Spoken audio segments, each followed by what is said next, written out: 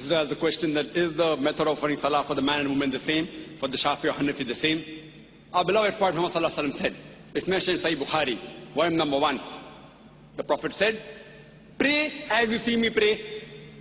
The Prophet did not say that the women should pray separately or the men should pray separately. There's a hadith, again in Sahih Bukhari, volume number 1 in the book of Salah, that the Sahabiyas, they prayed the same way as the men prayed.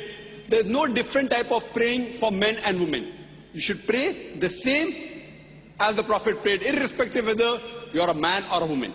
I am aware that there are books available in the market, in India and throughout the world, of different schools of thought, that the style of praying for women is different because they are seen and the men is different. There is no such Sahih Hadith. For reply in Islam, always, your answer should be backed up with Quran and Sahih Hadith. Always, Quran and Sahih Hadith. So whenever you give reference, any scholar, let it be the biggest scholar in the world. If he gives the answer, there should be proof, quotation from the Quran and Hadith. Ask him for proof. Produce your proof in kuntum sadiqin. There is not a single Sahih Hadith. There is no verse in the Quran which says that the styles for offering salah is different for the men and women. I am aware that scholars of their own view, they said, okay, fine, because women should be protected, they should pray differently. These are their thinking. But the Prophet never said that. We should pray as the Prophet prayed. Regarding the style for offering salah, as the Hanafi style and the Shafi style, I am aware that it does differ. The Hanafis, they keep the hand below the navel. The Shafis keep the hand on the chest. They do takbir. They say Ameen loudly. Again, my first answer. On Sahih Bukhari, the Prophet said, in volume number 1 in the book of Salah, pray as you see me pray. And all the 4 Imams, Imam Shafi, Imam ibn Hanbal, Imam Abu Hanifa, Imam Malik, all the great 4 Imams said that if you find any of my fatwa which goes against Allah and His Rasul, throw my fatwa on the wall. I am aware Abu Hanifa, may Allah be pleased with him. He was a great scholar, I respect him, I love him.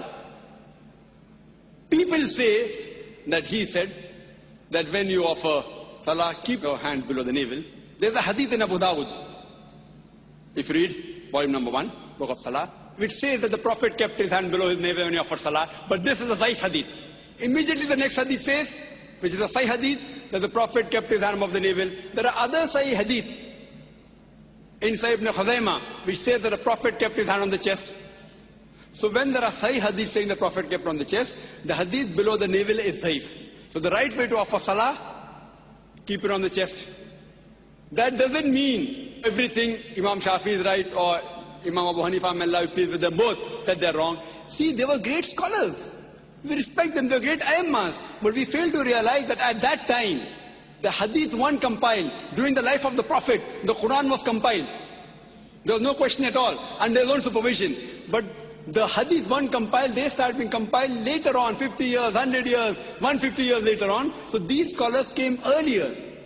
And because they didn't have all the Sahih hadith with them, the fatwas that they gave were based on the knowledge that they had.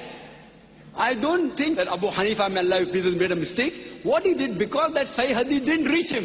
So maybe according to me, the Zaif hadith reached him, and he may have said, keep your hand below the navel. The Sahih hadith may have reached Imam Shafi, he said that keep your hand on the chest. Again, Sahih Bukhari says, point number 1 in the book of Salah, that you have to Rafatain. So Rafatain, the Prophet said, not because Imam Shafi is saying I'm following it, because my Prophet said it. Now in wudu, there's a verse in the Quran in Surah Ma'idah, chapter number 5, that it says that when the woman touches, the wudu breaks. The Arabic word is masa, coming from namasa, which means touch.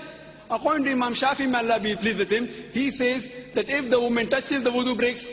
Imam Abu Hanifa said, if the woman touches a man who's in wudu, wudu does not break.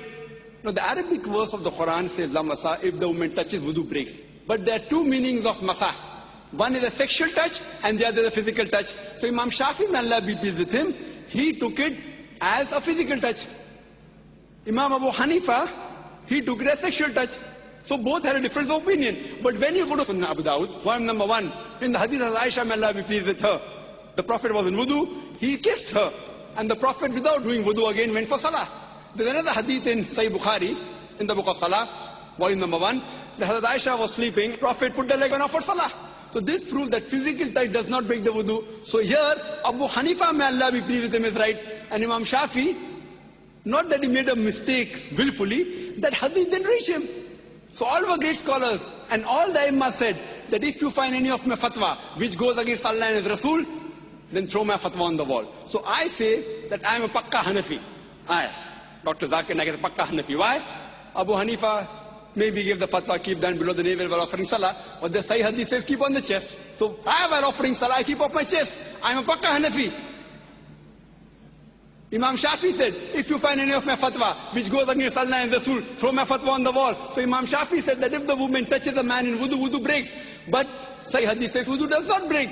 So my wudu does not break if a woman unintentionally touches me. So because I have thrown the fatwa of Imam Shafi on the wall, he said that I am a Pakka Shafi. I am a Pakka Hanafi, I am a Pakka Shafi, I am Pakka Hanbali, I am also Pakka Maliki. Pakka means staunch. I follow 100%. Other people follow 80%, 90%. Or 60% of Abu Hanifa. I follow total. All the great four Imams said, if you find any of my fatwa which goes against Allah and Rasul, throw my fatwa on the wall. All these scholars were great scholars, we have to respect them. But you have to realize that the hadith weren't compiled. Today, everything on the fingertips, on the CD-ROM, in the books available. So now the scholars are there, and out of lack of information. For example, there's my brother, who's a doctor, and Copernicus. Copernicus was a great scientist. But my brother has more knowledge than Copernicus on science, even more than Einstein. But Einstein was more brilliant, because today science is advanced. That doesn't mean my brother is more genius than Albert Einstein. Albert Einstein is a much bigger genius than my brother. But now brother, because hundreds of years have passed, he has more information about science. So information he has more. But a bigger genius is Albert Einstein. Isaac Newton, is Copernicus. But today, because science is advanced, we have the information with us. So those scholars were great genius. We love them, we respect them. But today the information has been compiled, so we have to realize, as Allah says in the Quran, in Surah Al-Imran, chapter number 3, verse number 103, وَاتَصِمُوا بِحَبْلِ اللَّهِ جَمِيعًا وَلَا تَفَرَّقُوا. Hold the rope of Allah strongly and be not divided. We should not divide ourselves into all sects. So the only way of offering salah is not Hanafi style or Shafi style or Maliki style. It is the style of the Prophet. And Imam Abu Hanifa, may Allah be pleased with him, Imam Shafi, may Allah be pleased with him, they told, if you find anything of my fatwa which goes against Allah and Rasul, throw my fatwa on the wall. So if you're Pakka Hanafi, you have to offer as the Sahih Hadith says. If you're a Pakka Shafi, offer as what the Sahih Hadith says. Then you'll be following the true Islam. Hope that answers the question, sister.